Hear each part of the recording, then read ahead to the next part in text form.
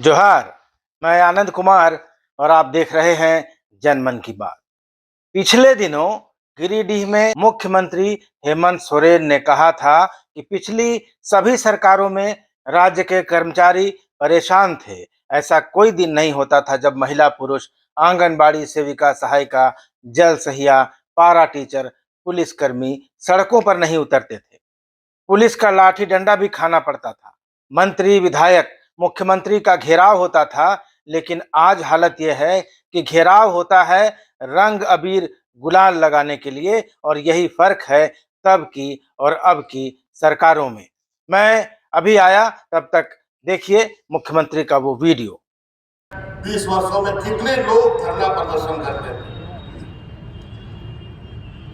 कोई ऐसा दिन नहीं होता था जब लोग सड़क पर, महिला हो, पुरुष हो, आंगनबाड़ी सेविका, सहायिका,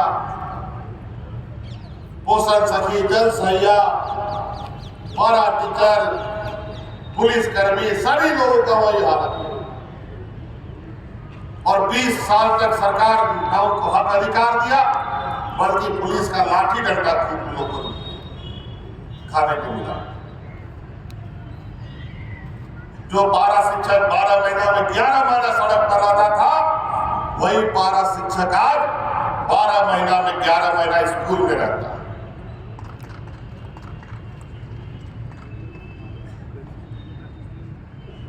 पहले लोग मंत्री, विधायक, मुख्यमंत्री का घेराव करते थे अपना हक अधिकार के लिए। आज के दिन में मंत्री, विधायकों का घेराव होता है रंग, गुलाल, अबीर और मिठाई खिलाने का। यही फर्क है उस सरकार और इस सरकार में। तो सीएम साहब नेता हैं, अपनी पार्टी के प्रमुख हैं, जनता को सपना दिखाना नेताओं का काम है। हालांकि हेमंत सोरेन ने अपने 3 साल के कार्यकाल में आंगनबाड़ी सेविका, सहायिका का मानदेय बढ़ाने का काम किया है। पुलिस कर्मियों को क्षतिपूर्ति अवकाश दिया है, स्वीकृति दी है, और पारा शिक्षकों के मानदेय में बढ़ोतरी करने जैसे कदम उठाए हैं। इसलिए उनका ये कहना कि उन्होंने राज्य कर्मियों के लिए कुछ किया है, ये सही भी है। कुछ हद तक उन्होंने नई पेंशन योजना हटाकर पुरानी पेंशन योजना का लाभ भी दिया है। इससे कर्मचारियों का एक वर्ग खुश है। लेकिन ऐसा नहीं है कि उनकी सरकार और मंत्रियों के घर पर धरने नहीं हो रहे हैं, पुतले नहीं जल रहे हैं, और सरकार के हाय हाय के नारे नहीं लग रहे हैं। क्या सीएम साहब को सड़क पर चीखता और ट्विटर पर गुहार लगाता जेएसएससी जेई का परीक्षार्थी नहीं दिखता? क्या उन परीक्षाओं के इंतजार में बैठे लाखों छात्र युवा भी दिखाई नहीं देते, जिन्हें उनकी सरकार ने रद्द कर दिया था? जिन परीक्षाओं को सरकारी विभागों में खाली पड़े 3.5 लाख सरकारी पद भी नहीं दिखते, और बेरोजगारों की भी फौज नहीं दिखती होगी शायद।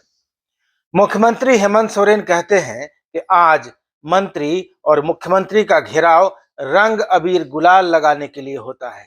तो झारखंड राज्य अनुबंधित पारा चिकित्सा कर्मी संघ और एनएचआरएम, एएनएम, जीएनएम अनुबंध कर्मचारी संघ के हजारों चिकित्सा कर्मी और तकनीशियन राजभवन पर पुलिस के धक्के क्यों खाते हैं? महिला प्रदर्शनकारियों के साथ पुरुष सिपाहियों ने कैसी बदसलूकी की, उसकी तस्वीरें अखबारों में छपी हैं। स्वास्थ्य मंत्री बन्ना गुप्ता के घर का घेराव क्यों होता है? चिकित्सा कर्मी जो आरोप लगा रहे थे कि सरकार ने उनके साथ बेईमानी की है, वादा खिलाफी की है, क्या वह झूठ था? ये सवाल है। बता दें कि नियमितीकरण की मांग को लेकर राज्य भर के अनुबंध आधारित स्वास्थ्य कर्मियों ने बीते कल यानी रविवार को स्वास्थ्य मंत्री बन्ना गुप्ता के आवास का घेराव किया और जोरदार प्रदर्शन किया। स्वास्थ्य कर्मियों ने साफ कर दिया है कि जब तक उनकी मांगे नहीं मानी जाती हैं, अब वे काम पर नहीं लौटेंगी। उन्होंने आर पार की लड़ाई का ऐलान कर दिया है, और इन स्वास्थ्य कर्मियों में कितना आक्रोश है इस वीडियो में साफ देखा जा सकता है।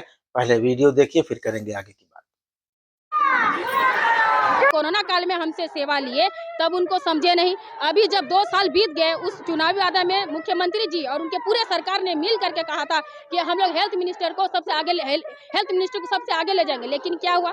अभी जमशेदपुर की सड़कों में उन्हीं के राज सरकार में, उन्हीं के सही में वो हम लोग को नहीं देख रहे हैं। वो कब देखेंगे? और इस तरह उग्र रूप में करने के लिए मजबूर वो उन्होंने खुद किया है।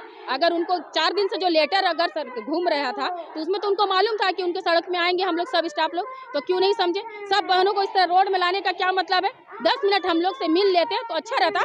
मिलने के बाद आप कुछ भी करते सर, लेकिन प्लीज हम लोग से मिलिए, हम लोग की वार्ता सुनिए। सबकी तो सुनते हैं, सबकी सरकार लगाते हैं, जन अदालत लगाते हैं वगैरह, सबका घर घर तक जाते हैं, सरकार अपने द्वार तक जाते हैं। अरे हम आपके द्वार में आए हैं, आप कब जागिएगा और कब सोचिएगा? पिछले 6 दिन से राज्य भर के अनुबंध आधारित यानी कॉन्ट्रेक्चुअल स्वास्थ्यकर्मी नियमितीकरण को की मांग को लेकर हड़ताल पर हैं। स्वास्थ्य सेवाएं राज्य भर में जो है वो प्रभावित हो गई हैं। अखिल भारतीय कर्मचारी महासंघ की राष्ट्रीय उपाध्यक्ष उर्मिला ठाकुर का कहना है कि पिछले 16 सालों से स्वास्थ्यकर्मी अनुबंध पर अपनी सेवा दे रही हैं। वैश्विक कोरोना महामारी के दौर में भी उन्होंने अपनी जान जोखिम में डालकर सेवा दी। उन्हें यह आश्वासन दिया गया था कि उन्हें नियमित कर दिया जाएगा, रेगुलर कर दिया जाएगा। बार बार सरकार की तरफ से नियमित करने का आश्वासन भी दिया जाता है, मगर वह कोरा आश्वासन बन के रह जाता है, यह कभी पूरा नहीं होता। चाहे भाजपा की सरकार हो या वर्तमान महागठबंधन की हेमंत सोरेन की सरकार, सभी ने छल किया है, ऐसा उनका कहना है। और उन्होंने कहा है कि जब तक इन सभी को नियमित नहीं किया जाता, वे काम पर नहीं लौटेंगे। कर्मचारी के साथ खिलवाड़ हो रहा है। 16 साल 17 साल से अनुबंध कर्मी अनुबंध पर कार्यरत हैं। 2000 में आपने देखा, 2016, 18, 19, 20 कोरोना काल में इन लोगों को एकदम जी जान से काम में जुटा रहा। और उस समय भी कहा गया जो आप लोगों को हम अवश्य परमानेंट करेंगे। अभी नहीं, बीजेपी की सरकार भी आई थी, उस समय भी हम लोग वार्ता किए थे, तो वो लोग भी बोले जहाँ परमानेंट कर देंगे, और वो भी नहीं किए। और ये तो पूरा आश्वासन ही दे करके आए थे कि हम कर्मचारियों को नियमित जरूर करेंगे, क्योंकि हम कर्मचारी के बदौलत ही आज हम पद ले रहे हैं। तो एनपीएस का विरोध हो रहा था तो ओपीएस कर दिए, लेकिन इस कर्मचारियों के साथ अभी भी बेईमानी हो रही है, इसलिए इनको अस्थायी करना होगा। इसी तरह राष्ट्रीय स्वास्थ्य मिशन यानी एनएचएम के तहत कार्यरत आयुष डॉक्टर भी लंबे समय से सेवा दे रहे हैं। आयुष डॉक्टर मतलब जो होम्योपैथी, आयुर्वेदिक और यूनानी चिकित्सा पद्धतियों के डॉक्टर हैं, वे आयुष डॉक्टर होते हैं। राष्ट्रीय स्वास्थ्य मिशन के तहत स्वास्थ्य विभाग में कॉन्ट्रैक्ट पर अभी करीब 700 ऐसे डॉक्टर हैं, आयुष डॉक्टर हैं, जो काम कर रहे हैं। ये डॉक्टर आरबीएस के और मेन स्ट्रीम के पदों पर काम कर रहे हैं।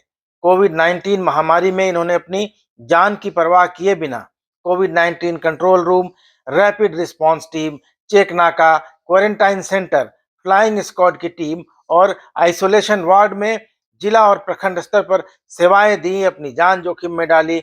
लेकिन मानदेय उनको कितना मिलता है क्या आप जानते हैं?